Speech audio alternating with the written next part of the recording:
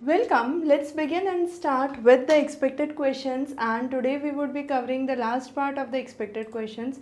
So what we would be having is the first topic, that is limited insolvency examination. Now recently we have the insolvency board that was established, so we have the insolvency professionals examination that has come up, and this is one of the major pillars of your insolvency. So there are four pillars that we talk about, and insolvency professionals are one of those. Conducting an exam for those is really important. So this is where we have the new examination that's up, not directly relevant to your course, but yes, a kind of very important topic that's there. Then we have the board that has not notified the IPPI, that's the Insolvency Professionals Regulation Act, and we have talked about the details on insolvency in one of the separate videos, so you can refer that for more details. Coming on to the next topic, we have a very important concept, that's the Deen Dayal Upadhyay Scholarship. Now this scholarship is meant for people of Indian origin who have done exemplary work in the field of journalism. An award of 25,000 has been given by the Ministry of Information and Broadcasting for the same. So this becomes really important. Then you have the next topic that's there, which is the World Intellectual Property Day. Now CSIR basically has won the award for the same, and this award is basically in the light of the World Intellectual Property Day, which is celebrated on 26th of April. This year's theme was Powering Change, Women in Innovation and Creativity. So the sole idea here was empowerment of women and focus of women. The next important development that we have for the education is the Study in India program. Now Study in India program, the name is not very clear, but it's a very important topic, because this idea speaks that we are calling in foreign people or foreign students into India for a study. So you have more number of foreign intakes, more MOUs which would be signed with foreign universities. It would improve the global ranking of Indian institutes, bring Indian institutes in international ranking, and you would this would also affect the number of the seats that are basically meant for the Indian students in the educational institutions, not only in India but as well as abroad. The next is the Indo-French Knowledge Summit based on the educational qualification. So this is a kind of mutual summit which works for a roadmap between the cooperation of India and France. This has numerous collaborations with industries. You have 7 priority areas which it's working on. One is space, mathematics, agronomics, eco-energy, natural resources, architect and urban planning. So all of these become very important. The next is Human Resource Ministry is coming up with your 75 National Resource Centers, and these resource centers are meant for refresher programs. So far, refresher programs were held offline. Now with this National Resource Centers coming up, these refresher programs for teachers would be online. So this is a great initiative. I am under the SWAYAM portal. So SWAYAM portal and its importance we can understand now. We have the various centers which are now located in IITs, IIMs, NITs and state universities.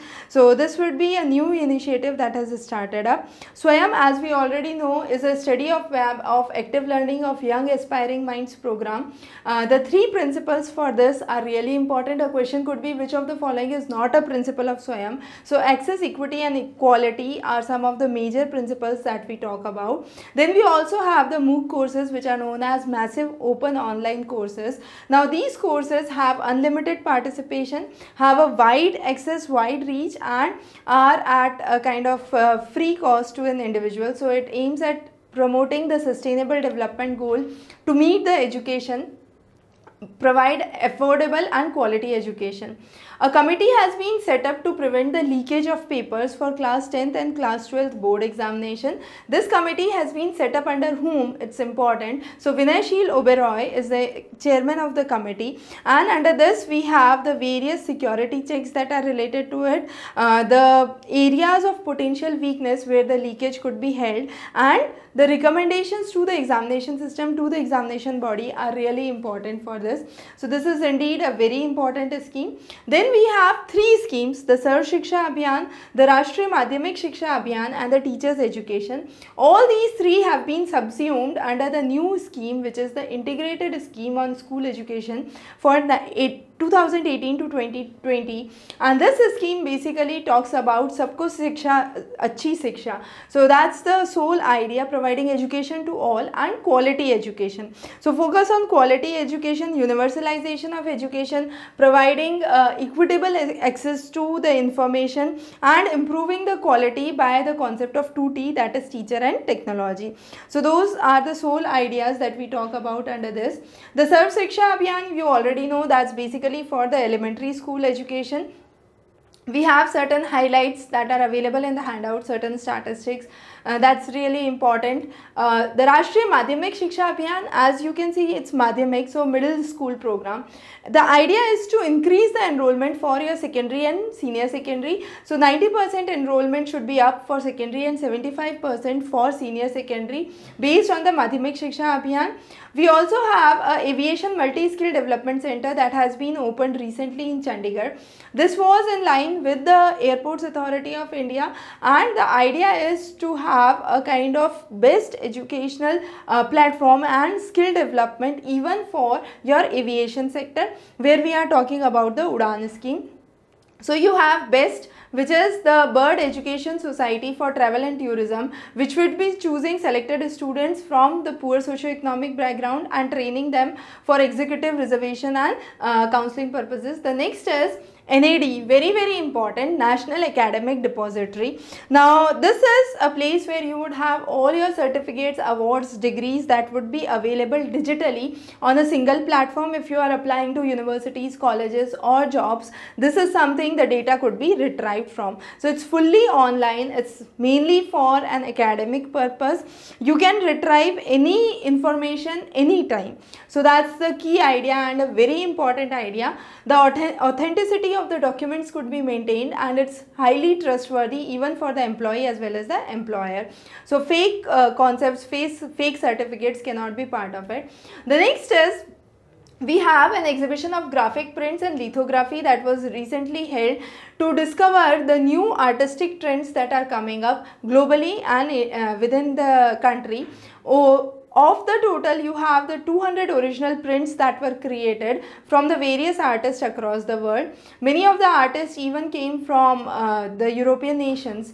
The next is Raghavan Committee, a very important committee. This committee is on anti-ragging. So we already talked about the Vinaysheel Oberoi committee, and that committee was basically for preventing the leakages of paper for class 10th and class 12th. You have Raghavan Committee, which is for anti-ragging. The idea is to promote good mental health and public health among the students and the professionals, working around the psychological impacts of the ragging within the students and assessing the problems that could be faced by the students for the same. So there have been certain guidelines that have come up. Even there are laws which talk about the responsibility. We have courses and sections in NCERT and the state boards where you have anti-ragging that has been emphasized, and the negative impacts of ragging have been highlighted. So those are some of the very important developments. Shodh Ganga, a very important place where now you have the PhDs which are available digitally online. Now with this platform coming up by UGC, you have the inter-university centers under the InflipNet, which is the Information and Library Network. You have this Shodh Ganga, which would have the researches that would be online. So plagiarism could be checked in all the ways. It would have access for the open community. Now there are certain guidelines regarding the Shodh Ganga. So as we said, it avoids duplication. The thesis can be uploaded by the students. The submission is mandated by the UGC through the notifications that are given, and it's a kind of biggest repository so far. India is coming up with many yoga universities. In your NET examination, even you have yoga that has been introduced now. So 6 universities where yoga has been started recently are important. A direct question could be, which of the following is not a university where you have the yoga that's being started? So you need to know and remember the name of the university as well as the location where they are. The next is under the Ayushman Bharat, we are now talking about one medical college in each state and union territory. As a result, you have the new medical college that has come up in the Silvas, which is the capital of Dadar and Nagar Haveli Union Territory, and this is the first medical college in the Union Territory of Dadar and Nagar Haveli, a very important development. You have Institutions Innovation Council, which is a program of MHRD Innovation Cell. The idea is to foster more innovation in higher education across the country. So you would have more nurturing of the young minds that would take place. Educational advancements would be laid down. You would have the various supporting mechanisms and the local innovations that would be talked about. LEAP and ARPIT, very important programs for higher education. LEAP talks about the leadership for the academicians program. Now this leadership program is a 3-week program. 2 weeks would be in India and 1 week would be foreign training. Now the second level academicians would be part of it. So those who are meant to move towards the idea of leadership is something that's really important. And next is the ARPIT. ARPIT is the annual refresher program in teaching.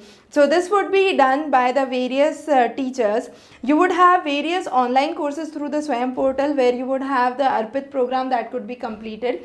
75 NRCs that we already talked about in the previous content are part of it, and it would cover numerous range of topics for the refresher courses. The next is we have new board of governors for the IIMs as per the IIM Act 2017. So this act again becomes very important. Approval of the constitution of new board for IIM has recently taken place, and this is really important. Then you have the various institutions that have come up. One important institution is the National Institute of Homeopathy at Narela. Previously you have the National Institute of Homeopathy up at Kolkata. So this would provide PG courses and PhD programs even. The focus would be clinical side and physiotherapy, yoga and alternative medicines. The next is Atal Innovation Mission along with CIRUS, which is a part of Russian Federation Educational Foundation, would be promoting innovation among the students. This would remove kind of cultural barrier, social barrier, promote education and scientific development, bring in more cooperation among the two nations, and develop the talented youth with the best of the resources that are available. So CIRUS is a very good initiative. The last and very important topic that we would cover is the Niti Aayog, which has organized a Niti lecture series recently. The theme is important. The theme is artificial intelligence for all, leveraging artificial intelligence for inclusive growth. Now sometimes there could be a direct question on what is the theme of the Niti lecture series. So that's something that you need to focus on. With artificial intelligence, we are talking about changes in social front, economic front, so developments in healthcare, developments in agriculture, smart mobility, smart city, infrastructural developments, educational developments are some of those which are being witnessed. You also have the NPL, which is the National Language Processing Platform created by Ek Bharat Shresth Bharat, and this allows machines or computers to interact and understand human speech and skills. So those were some of the really important topics that we have covered, and this is the last part in our series on education. We'll be upcoming with a series of environment in 4 parts, so stay tuned with more expected topics for your upcoming NTA examination. We'll also be bringing in more videos on research before your examination. So have a very great day ahead.